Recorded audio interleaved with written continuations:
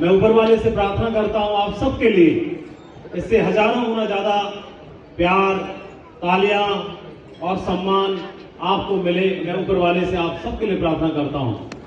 और जिस दूसरे से आप यहाँ पर आए हैं डायमंड शिप की सोच लेकर के, मैं चाहता हूं डायमंड शिप का जो बीज आज आपके मन में बोया गया है, उसके लिए मैं ऊपर वाले से प्रार्थना करता हूं कि एक दिन आप भी टीकम सिंह राठी जी की तरह इस डायमंड बेल्ट के हकदार बने और स्टेज पर आकर के इस सम्मान के हकदार बने। मैं आपके लिए प्रार्थना करता हूं। Thank you. मेरा सौभाग्य है कि मेरठ में मैं इस बिजनेस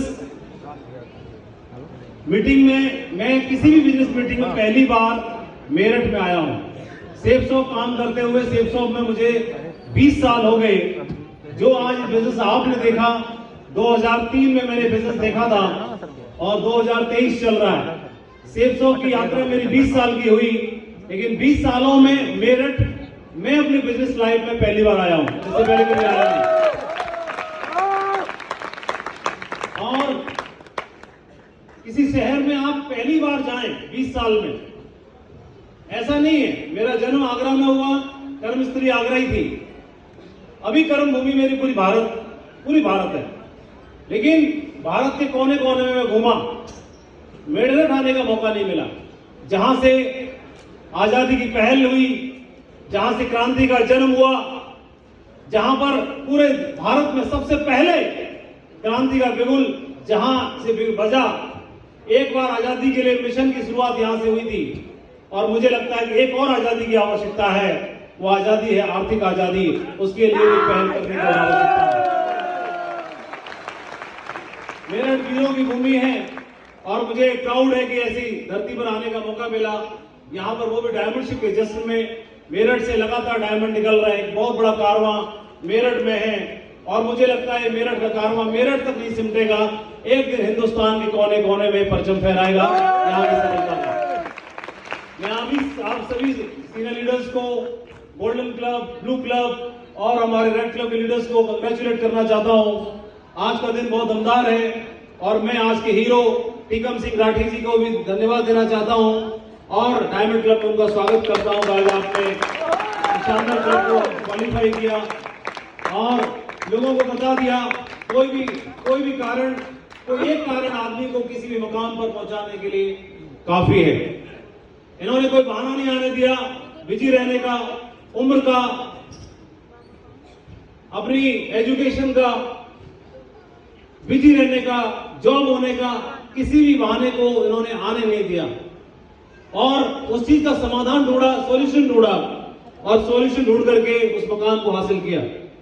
टीकम सिंह राठी जी एक ऐसे उदाहरण है हमारे सामने, जिन्होंने आज ढेर सारे लोगों को ये एहसास दिलाया, विश्वास दिलाया कि आदमी डिसाइड करे तो कुछ भी हासिल किया जा सकता है।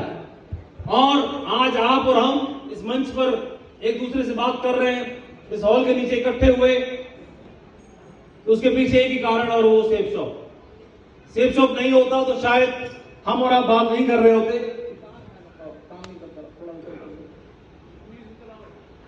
और मन में बहुत सारे सवाल लेकर के आप आए होंगे। कार की चाबी नहीं है क्या? बहुत सारे सवाल ले लें कि सेफ शॉप भी क्यों, बहुत सारी कंपनियां यही क्यों, मेरा होगा कि नहीं होगा, मैं डायमंड बनूंगा कि नहीं बनूंगा, ये तो पुलिस में थे इसलिए बन गए, जसवीर जी तो लंबे स्मार्ट है इसलिए बन गए, कृष्णपाल जी तो बढ़िया दमदार बोलते हैं, दमदार जोश के बादशाह है इसलिए बन गए, एलवी शर्मा जी तो बढ़िया किसानों में जान पहचान तगड़ी रही होगी इसलिए बन गए, विजयपाल जी पढ़े लिखे क्वालिफाइड थे इसलिए बन गए, पता नहीं मैं बन पाऊंगा कि नहीं बन पाऊंगा। बहुत सारे सवाल और इन सारे सवालों के जवाब ढूंढने के लिए हो सकता है आप यहां तक पहुंचे और मुझे लगता है कि सुबह से आप हर वो सवाल का जवाब ढूंढने की कोशिश कर रहे थे और तलाश करने की कोशिश कर रहे थे।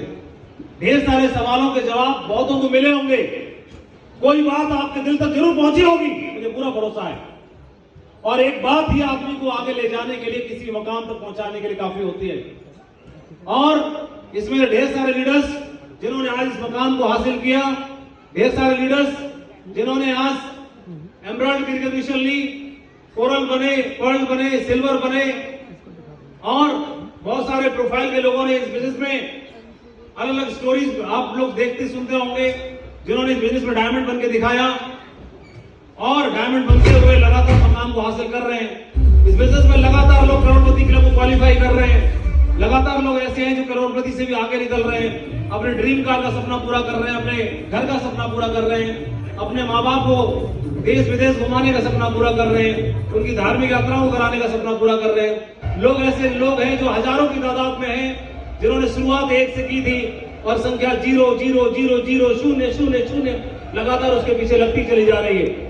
और आज ऐसे ढेर सारे लोग हैं जिनमें जोश है, उत्साह है, उमंग है, कमिटमेंट है, एक जज्बा है कुछ कर गुजरने का, अपने परिवार के लिए, अपने नाम कमाने के लिए, अपने घर को कुछ किसी कहीं पर पहुंचाने के लिए वो जोश है। और उसी भीड़ का हिस्सा, इसी में से निकलने वाले कुछ आप लोग यहाँ पर हैं। और मुझे लगता है कि जो लोग भी आज यहाँ पर हैं, आने वाले 3 से 4 साल के अंदर एक दिन आपका भी नाम कॉल किया जाएगा एज ए डायमंड के रूप में और सक्सेसफुल आदमी के रूप में, जो न बल्कि अपने परिवार के लिए कुछ करके दिखाएगा, उदाहरण बनकर दिखाएगा, बल्कि वो उन सारे लोगों के लिए भी जो लोग इंस्पायर होते हैं जिन लोगों को देख करके। ये बहुत सारे आइकॉनिक लीडर्स हैं जिन्होंने इतनी बड़ी सफलता को हासिल करके दिखाया और एक विश्वास दिलाया कि सिर्फ सब क्यों करना चाहिए। एक गांव का निकला हुआ एक किसान आदमी जो गरीब है, ब्राह्मण है, और इस बिजनेस में आकर के एक अमीर ब्राह्मण बन जाता है। हमेशा इतिहास में ऐसी कहानी पढ़ने मिलती है कि एक गरीब ब्राह्मण रहा करता था, एक गरीब ब्राह्मण था, लेकिन लाल बहादुर शर्मा जी ने कहानी बदल दी। अब उनके नाम के आगे गरीब ब्राह्मण नहीं बल्कि एक अमीर ब्राह्मण लगता है। कोई आदमी चाहे तो अपने बरियर को तोड़ सकता है, ऐसा उन्होंने करके दिखाया। ये राशन का कोटा चलाने वाला एक नॉर्मल पढ़ाई लिखाई करके गांव से निकलने वाला लड़का अगर चाह ले तो कुछ क्या नहीं किया जा सकता है। इस बिजनेस में आपको भरोसा करके दिखाया कि इतने लोग अगर डिसाइड कर ले तो कोई किसी भी मकाम को हासिल किया जा सकता है।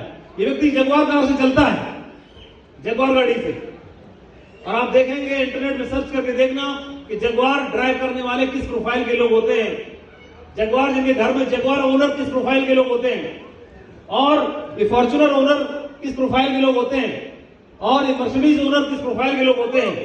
तो इस प्रोफाइल को आप चेक करोगे तो आपको प्राउड होगा कि एक प्रोफाइल आपका और आपके परिवार का बन सकता है। इन लोगों ने भरोसा दिलाया कि किसी भी मकाम को हासिल किया जा सकता है। इन्होंने सफलता की एक ऐसी कहानी बना के दिखाई कि एक आम आदमी चाह ले तो भरोसा करके अपने परिवार का इतिहास बदल सकता है। ये वो ही उन लोगों की श्रेणी है। ये लगातार लगातार लगातार बनते चले जा रहे हैं और लोगों को विश्वास दिला रहे हैं एक दिन आपका भी नाम हो सकता है। तो क्यों सेफ सोप करें? आप हजारों लोगों को प्रोत्साहित कर सकते हो, मोटिवेट कर सकते हो, इंस्पायर कर सकते हो, इसलिए भी सेफ सोप कर सकते हो। आप अपनी जरूरतें हो रही हैं, उन जरूरतों को पूरा करने के लिए भी कर सकते हो, आप अपने सपने पूरे करने के लिए भी कर सकते हो। एक साधारण सा लड़का भीड़ में से गांव से निकल के आता है और चाह ले तो क्या कुछ नहीं कर सकता है। तस्वीर आप देखें 2009, 2011, 2020 से 2023 आपके सामने जीती जाती उदाहरण है, जीते जाते तस्वीरें हैं। चाह ले तो क्या कुछ नहीं कर सकता। क्या मैं इनका परिचय ये बोलूंगा, ये दूं कि BMW में चलते हैं? क्या परिचय में ये दूं कि आज ये डेली का 1 लाख रुपए कमाते हैं? क्या परिचय में ये दूं कि आज 5 स्टार जिंदगी जीते हैं? नहीं, ये परिचय छोटा है, ये परिचय छोटा है। इन्होंने अपना जीवन बदलने के लिए नहीं बल्कि रोजी रोटी कमाने के लिए बिजनेस को ज्वाइन किया था।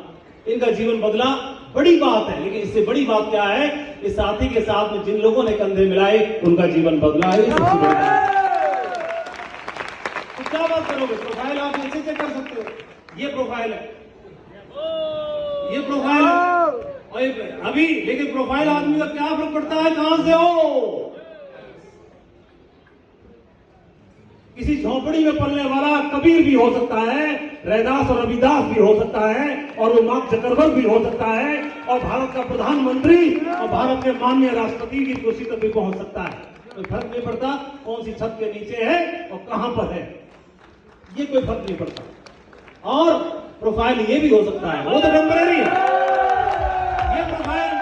ये प्रोफाइल उनको दिखता है जिनको लगता है कि बड़ी गाड़ी जिसके पास वही बड़ा आदमी, जिसका घर बड़ा वो बड़ा आदमी, जिसकी जमीन बड़ी वो बड़ा आदमी। लेकिन मैं बोलता हूं जिसके सपने बड़े वो बड़ा आदमी, वो बड़ा आदमी, जिसका कमिटमेंट बड़ा वो बड़ा आदमी। वो तस्वीर को बदल के दिखा सकता है, वो यहां से यहां पहुंच सकता है। ये आप मुझे करना, आप बोलोगे भीड़ तो ढेरों की बनती है, आज भी आए ढेर पर 3-4 बार बुलाए गए सिल्वर, कितने सिल्वर बनते हैं? कौन पूछता सिल्वरों को? आती भीड़ चली जाती है। लेकिन कोई एक ऐसा इंसान है सिल्वर की बेल्ट पहनने के बाद ईमानदारी, कमिटमेंट, मेहनत, समर्पण, सीख, गलत सब कुछ झोंक देता है, लेकिन बहानों को आड़े नहीं आने देता, और वो एक दिन कंपनी के सर्वश्रेष्ठ मकाम यूनिवर्सल क्राउन एम्बेसडर के खिताब को हासिल करता है। किसी भी मकाम को आप हासिल कर सकते हो, ये आपने तय करना है। और सेब सब क्यों? मैं एक सवाल पूछता हूं आपसे, और मेरा सौभाग्य है कि मैं दमदार छठे हुए लोगों से पूछ रहा हूं, जो डायमंड बनना चाहते हैं, उनसे पूछ रहा हूं।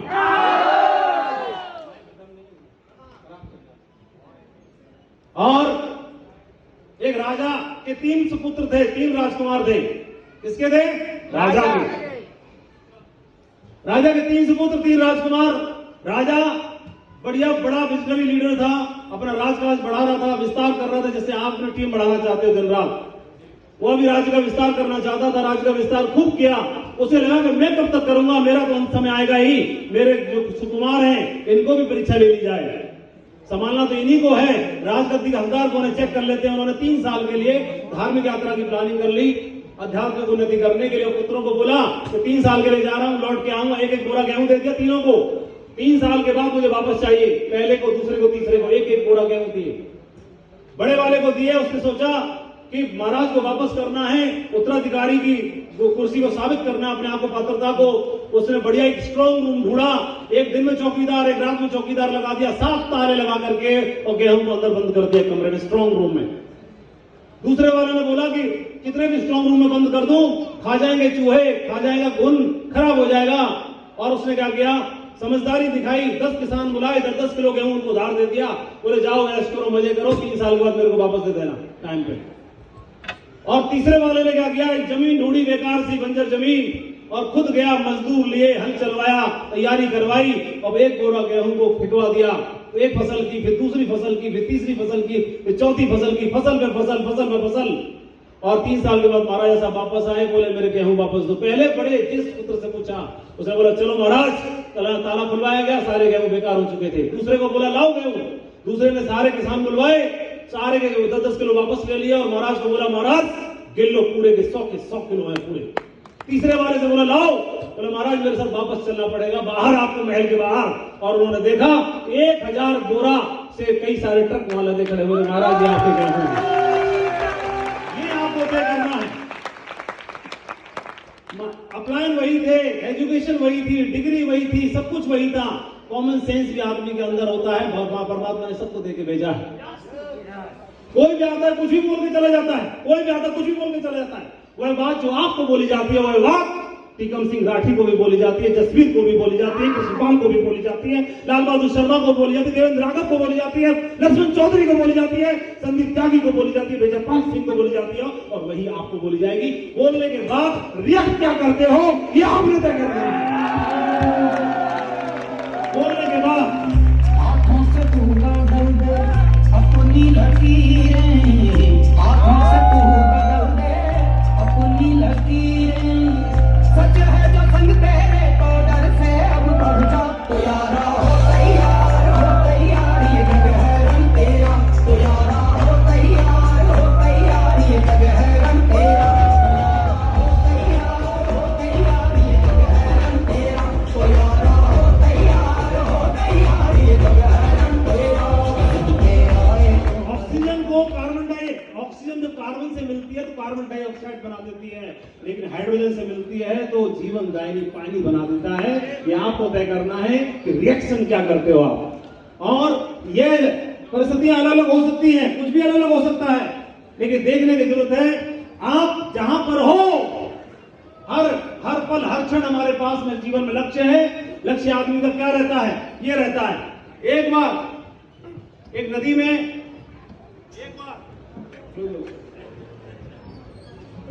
दोस्तों जिस मकसद से आप यहां पर आए, एक बार एक नदी में हाथी की लाश बह रही थी, नदी में हाथी की लाश बह रही थी, और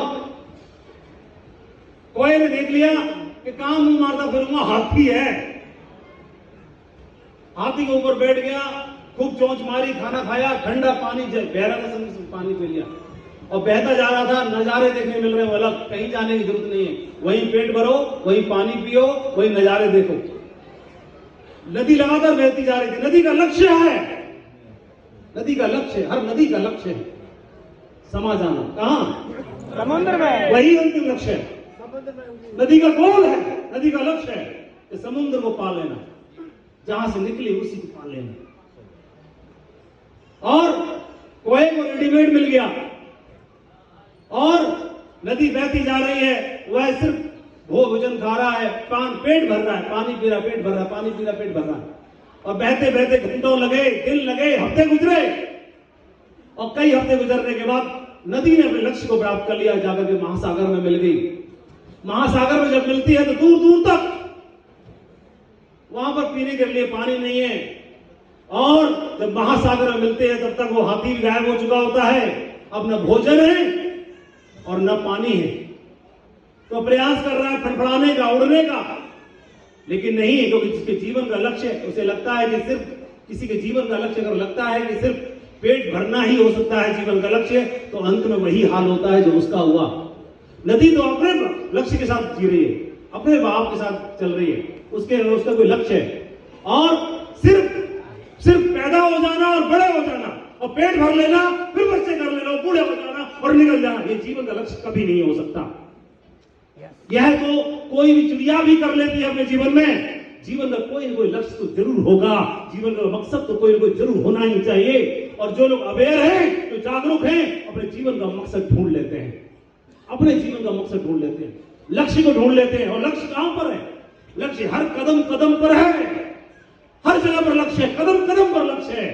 वो बहना जो कलाई पर राखी बांधती है, देखो उसके आंखों में क्या है। वह पिता जिसके घर में जन्मे, जो बेटा जो आपके घर में जन्मा, वो मां जिसने आपको जन्म दिया, वह परिवार जिसके लिए आप मुखिया बने हो, हर कदम कदम पर आपके लिए लक्ष्य है, लक्ष्य बने पड़े हैं। और लक्ष्यों के लिए आदमी कुछ भी कर गुजरने के लिए तैयार हो सकता है, कुछ भी कर गुजरने के लिए तैयार हो सकता है। और यहां पर आपने देखा कि टीकम सिंह राठी जी ने बोला कि मैं अपने बेटे को आगे बढ़ाने के लिए कुछ भी करने के लिए तैयार हूं, और वह वो बेटे को बढ़ाने के लिए उन्होंने ये भी लक्ष्य हो सकता है।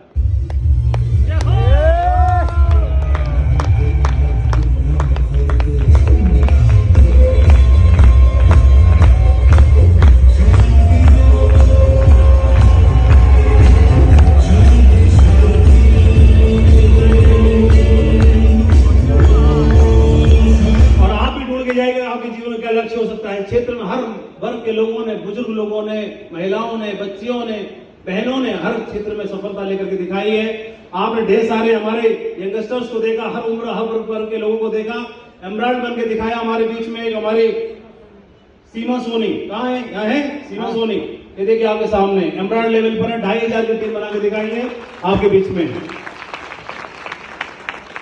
ढेर सारी महिलाएं हैं जो हर क्षेत्र में लगातार आगे बढ़ रही हैं और लगातार सफलता को हासिल कर रही हैं। इस बिजनेस को लगातार फैमिली बिजनेस है, और बिजनेस में क्या खुशी है कि डायमंड महिलाएं यहाँ पर बैठी हैं, डायमंड क्लब इनको देखेंगे, कि चेहरे को देखेंगे तो आपको समझ में आ जाएगा कि जीवन में कितना बड़ा परिवर्तन होता है। 360 डिग्री का परिवर्तन हो सकता है। मैं आप सबका स्टेज पर आह्वान करना चाहता हूं कि आइए, मंच आपका इंतजार कर रहा है, आइए, इंतजार कर रहा है। हम लोग तो नॉर्मल पढ़े लिखे लोग थे, नॉर्मल एजुकेशन वाले लोग थे, 10वीं पूरी ग्रेजुएशन पूरी नहीं कर पाए, कृष्णपाल कर नहीं पाए, और बाकी पता नहीं किसी ने करी होगी तो नकल से भले करी होगी। ठीक है, क्योंकि मैं तो इनको जानता हूं ना, 5-7 साल से देख रहा हूं, इनको कुछ बोला तो लिखना नहीं आता। तो लेकिन अभी रियल घोड़ों की जरूरत है हमें, और मुझे मालूम है वो उन लोगों से पूरा हॉल भरा पड़ा है। अल्लाह आपकी जरूरत है, यार हम लोग वादा करते हैं, कितने लोगों के दिल में कुछ हो रहा है यहाँ पर, अगर यहाँ हो रहा है तो यही की सुनना, इसको हावी मत होने देना। और ये स्टेज, ये मंच एक दिन आपका होगा। आपसे मिलकर बहुत अच्छा लगा, ढेर सारा प्यार, ढेर सारा blessing. Thank you very much, wish you all the best. Thank you.